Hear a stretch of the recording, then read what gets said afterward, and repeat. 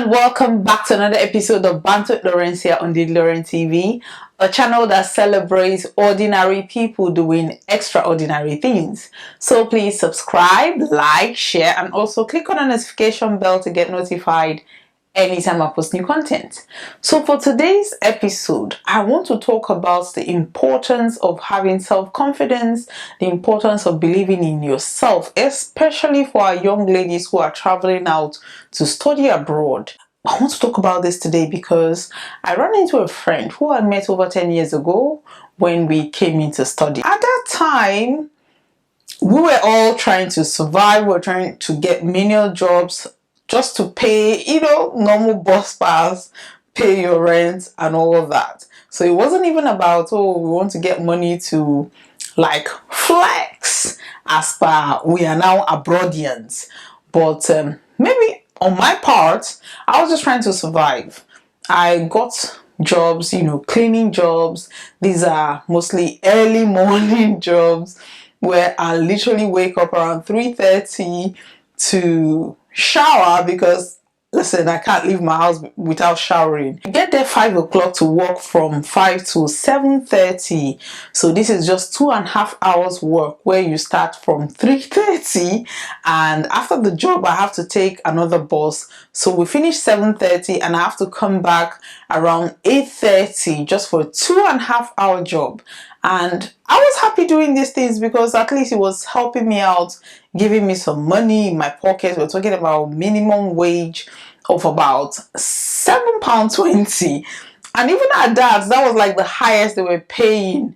We're talking about 2009, 2010. So it was like the highest amount they were paying at that point in time.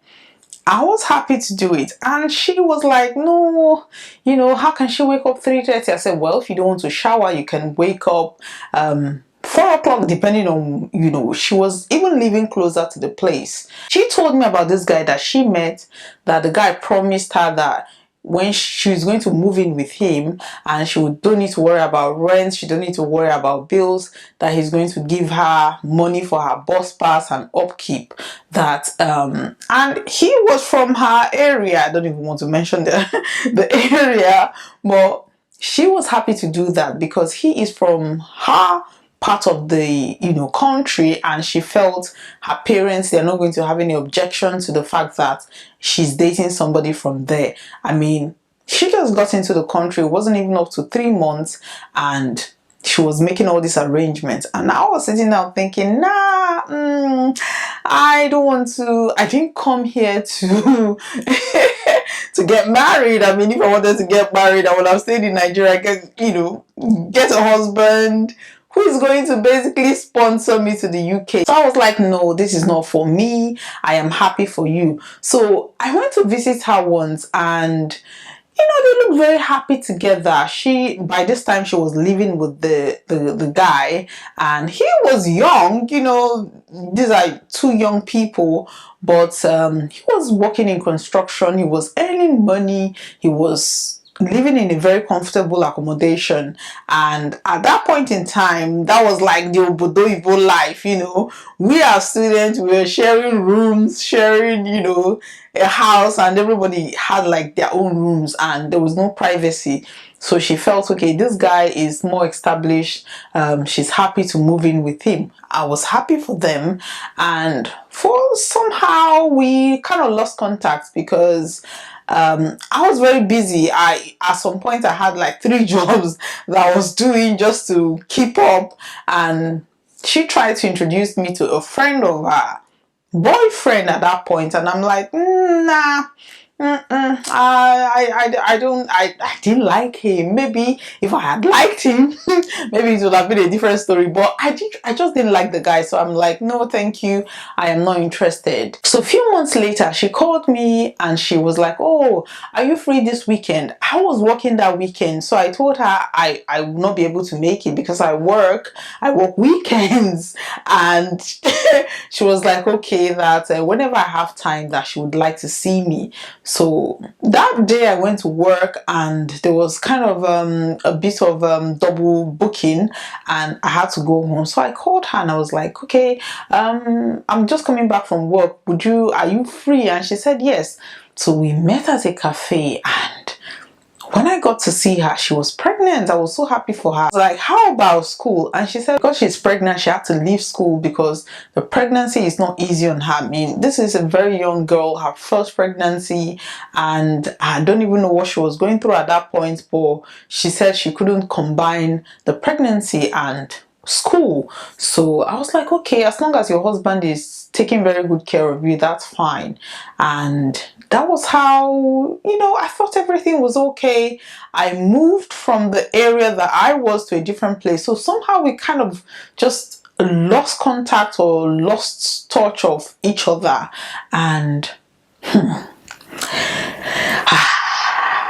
yesterday, a picture popped up. You know how Facebook reminds you, like, this is memories on Facebook.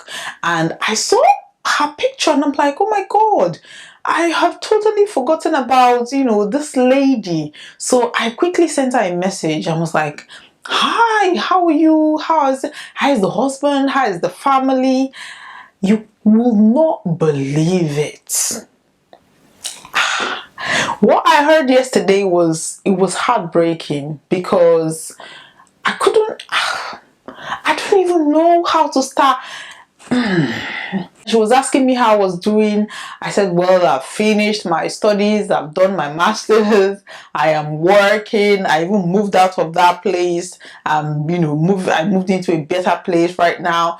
Just general giving her a breakdown of my life basically. And she was quiet for some time and I was wondering, like, what's happening? And she was like, wow, I am so happy for you. I wish I had the drive that you had. I wish that I had just did those early mornings that you were doing, working the weekends that you were doing. And I was like, excuse me, you were married, you were pregnant the last time I saw you, you were a very happily married lady. Your husband was doing very fine. And she said, I said, at this point I was confused because I was thinking, did something happen to the husband? Like, what could be the problem? So, and I didn't want to push her because, sometimes people may not be willing to open up to you and tell you certain things. So I was very careful not to kind of ask too many questions. And I was like, okay, how is your child? Is he a boy or a girl? And she said, well, it's a boy. I am very happy. He is my joy. He is my pride. And she said the only thing that she regrets was the fact that she came into this because she did not even finish her studies. She told me that the guy promised her everything after marriage. She got pregnant, that after that baby she was going to go back to school, do whatever so I was like, what is happening? I thought after your child you're going to go back to school. And how is your husband? Let's even start from there. How is your husband? And she said, well, to be honest with you, we were never married. At this point, I was scratching my head. I was like, you told me he paid your bride price. You told me you married him. And I said, why did you even do it? And she said, to be honest, she was looking at me, waking up 3:30 in the morning. She looked at my face. I was literally suffering. She said at that point, she thought I was just suffering myself. Like, she said, oh, she's a fine girl. She don't want to put herself through that stress. So she decided to get a boyfriend. And the guy agreed to accommodate her. And so she felt, okay, since he is accommodating me, I wouldn't have to work unnecessary job just to pay rent or just to pay bills. So since he is accommodating her and he's paying her bills, she was happy to live with him. that along the line she fell pregnant, and that was how she abandoned her education. She said she regretted all that, and the only thing she would tell her younger self is, regardless of how difficult it is, that she would have gone through all those things. She is no longer with the guy. Apparently the guy does not even have, because she was leaning on him, thinking, okay, from her pregnancy she's going to get her papers and sort out every other thing. It turned out that the guy does not even have papers. Oh my God, the guy does not even have papers.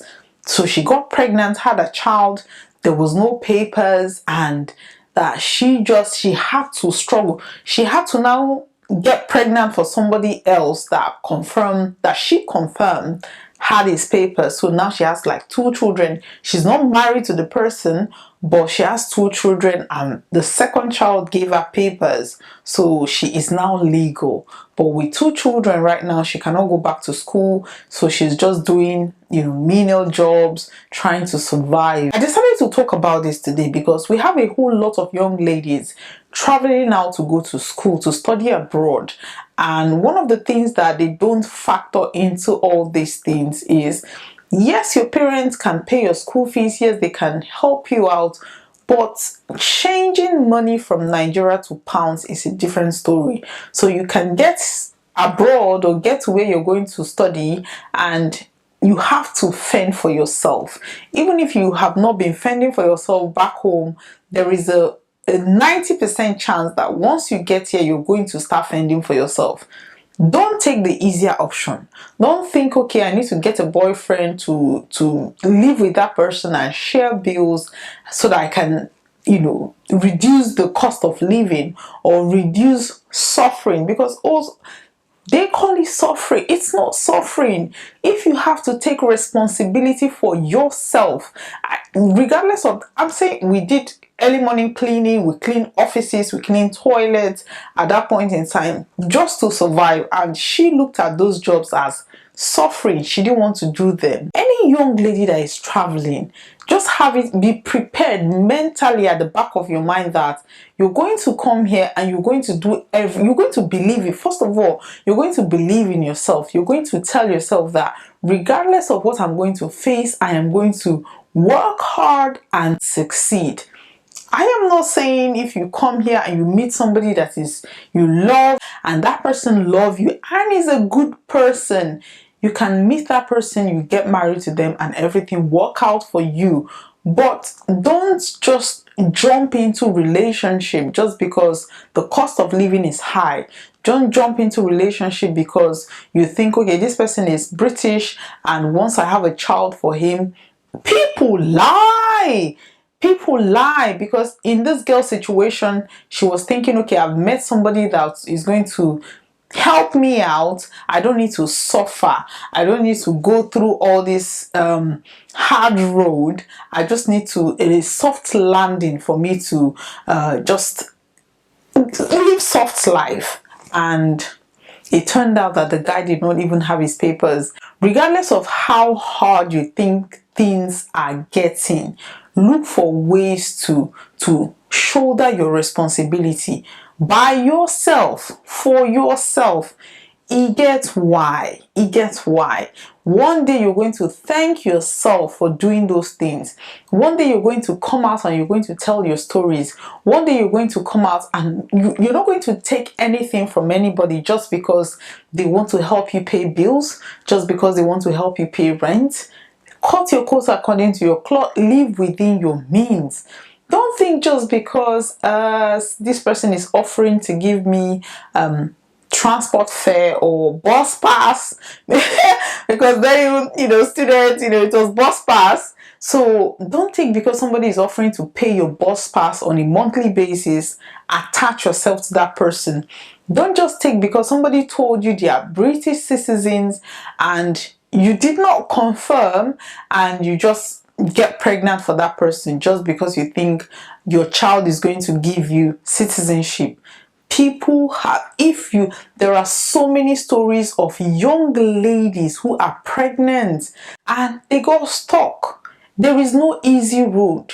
You have to go through certain processes for you to come out the other end successful. And having that experience is vital. That experience, know the kind of people you surround yourself with.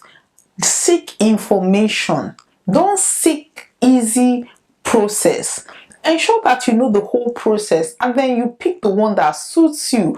Always tailor things that suits you, because at the end of the day, there are so many roads to doing things, but you have to tailor based on your budget, based on your risk capacity, because at the end of the day, you have to determine the kind of risk that you're going to take. So if now you decide to take the risk of attaching yourself to somebody that you think is going to help you out, especially a man that is going to help you and take over all your responsibility, the risk there is, just like this lady, you might find out that this person does not even have papers.